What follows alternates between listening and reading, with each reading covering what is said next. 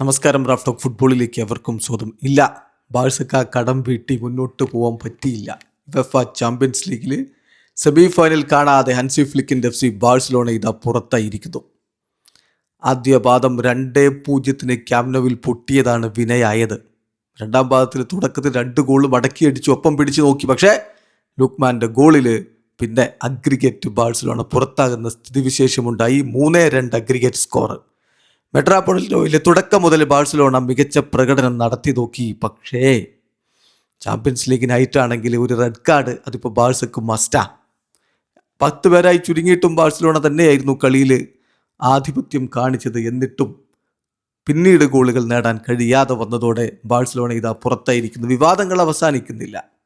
വിവാദങ്ങളുണ്ട്. ആ ഒരു മുസോയുടെ ചവിട്ട് മുഖത്ത് കൊണ്ടത്, അത് ഫെർമിൻ ലോപ്പസിൻ്റെ മുഖത്ത് കൊണ്ടത് മനഃപൂർവ്വം ചെയ്തതല്ല എന്നൊക്കെ പറയുന്നുണ്ടെങ്കിലും മുഖത്ത് കാലുകൊണ്ട് ചവിട്ടുക, അതെങ്ങനെ തട്ടിയാലും ഡേഞ്ചറസ് പ്ലേ ആണ്. പെനാൽറ്റി വിധിക്കേണ്ടതാണ്, റഫറി വിധിച്ചില്ല. അതുപോലെ തന്നെ എറിക്കിന് റെഡ് കാർഡ് കൊടുത്തു. അപ്പോൾ എറിക്കാണോ അവിടെ ലാസ്റ്റ് മാൻ, അതല്ല കൂണ്ടയാണോ എന്നുള്ള തർക്കവും സംശയവും ഒരു ഭാഗത്ത് നിൽക്കുന്നു. അതുപോലെ തന്നെ ലൊറൻ്റെ ഇൻസൈഡ് ദി ബോക്സിൽ ഓൾമോക്ക് മേൽ ഫൗള് ചെയ്തു, പക്ഷേ പെനാൽറ്റി വിളിച്ചില്ല. അത്ലറ്റിക്കോ മാഡ്രിഡിൻ്റെ ഭാഗത്ത് നിന്ന് 15 ഫൗളുകൾ, അതിനൊരു യെല്ലോ കാർഡുമില്ല, ഒരു റെഡ് കാർഡുമില്ല. അപ്പം അങ്ങനെയുള്ള വിവാദങ്ങൾ ഒരു ഭാഗത്ത് കത്തി നിൽക്കുന്നുണ്ട്. റഫറിങ്ങിനെതിരെ റാഫീഞ്ഞ അതിശക്തമായി കളിക്ക് ശേഷം പ്രതികരിക്കുന്ന സ്ഥിതിവിശേഷമുണ്ടായി.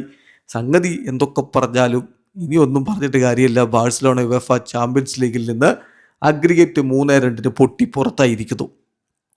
യെസ്, ബാഴ്സലോണയ്ക്ക് വേണ്ടി ലാമിനെ യമാലും ഫെറാൻ ടോറസുമാണ് ഗോളുകൾ കണ്ടെത്തിയത്. മറുഭാഗത്ത് ലൂക്മാൻ്റെ ഗോളാണ് അത്ലറ്റിക്കോ മാഡ്രിഡിനെ സെമി ഫൈനലിലേക്ക് കൊണ്ടുപോയത്. മത്സരത്തിൽ ഗ്രീസിയും ആൽവാരസും അതുപോലെ ലൂക്മാനും സിമയോണിയും ഒക്കെ ചേർന്നുകൊണ്ടാണ് അത്ലറ്റിക്കോ മാഡ്രിഡിൻ്റെ മുന്നേറ്റങ്ങൾ നയിച്ചതെങ്കിൽ മറുഭാഗത്ത് ടോറസും ലാമിനെ യമാലും ഫെർമിൻ ലോപ്പസും ഡാനി ഒൽമോയും ചേർന്നുകൊണ്ടാണ് ബാഴ്സലോണയുടെ മുന്നേറ്റങ്ങൾക്ക് തുടക്കമിട്ടിരുന്നത്. കളിയുടെ തുടക്കത്തിൽ തന്നെ യമാല് വലിയ മോട്ടിവേറ്റഡ് ആണ്. യമാല് താൻ ടീമിനെ തിരിച്ചു കൊണ്ടുവരുമെന്ന് പ്രഖ്യാപിച്ചിരുന്നു. അവനത് 4ാമത്തെ മിനിറ്റിൽ തന്നെ കൃത്യമായിട്ട് കാണിച്ചു തന്നു. 4ാമത്തെ മിനിറ്റിൽ ലാമിനെ യമാൽ FC ബാഴ്സലോണയെ മുന്നിലെത്തിച്ചു.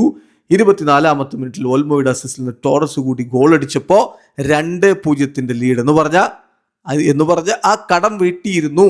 എന്നാൽ 32ാമത്തെ മിനിറ്റിൽ തന്നെ ലൂക്മാൻ്റെ അസിസ്റ്റിൽ നിന്ന് ലൊറൻ്റെയുടെ അസിസ്റ്റിൽ നിന്ന് ലൂക്മാൻ ഗോളടിച്ചതോടെ 2-1 ഇടവേള സമയത്ത് മത്സരം 2-1 എന്ന രൂപത്തിലാണ്.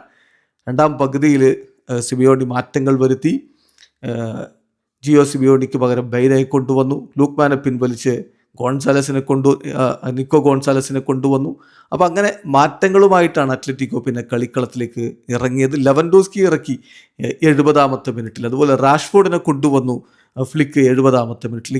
ഇത്തരത്തിലുള്ള മാറ്റങ്ങളൊക്കെ വരുത്തി നോക്കിയെങ്കിലും കളി പിന്നീട് ഒരു റെഡ് കാർഡ് കൂടി കടന്ന അവസ്ഥയിലേക്ക് ബാഴ്സ പോയി. ആ റെഡ് കാർഡ് തീർച്ചയായിട്ടും അവരെ 10 പേരായിട്ട് ചുരുക്കി. എറിക് ഗാർഷ്യക്ക് റെഡ് കാർഡ് കിട്ടുന്നത് കളിയുടെ 80ാമത്തെ മിനിറ്റിലാണ്. എന്നിട്ടും ബാഴ്സലോണ ശ്രമങ്ങൾ നടത്തിയെങ്കിലും പന്ത് വലയിലേക്ക് എത്തിക്കാൻ കഴിയാതെ പോയതോടെ 2-1 വിജയം ഈ കളി കിട്ടിയെങ്കിലും അഗ്രിഗേറ്റ് 3-2 പൊട്ടി ബാഴ്സലോണ ഇതാ ഉവേഫ ചാമ്പ്യൻസ് ലീഗിൽ നിന്ന് പുറത്തായിരിക്കുന്നു. അത്ലറ്റിക്കോ മാഡ്രിഡ് സെമി ഫൈനലിലേക്ക് കടന്നിരിക്കുന്നു. വീഡിയോ സാധിക്കുന്നു ഫുട്ബോൾ ലോകത്തെ കൂടുതൽ വിശേഷങ്ങളുമായി റാഫ് ടോക്സ് എത്താം.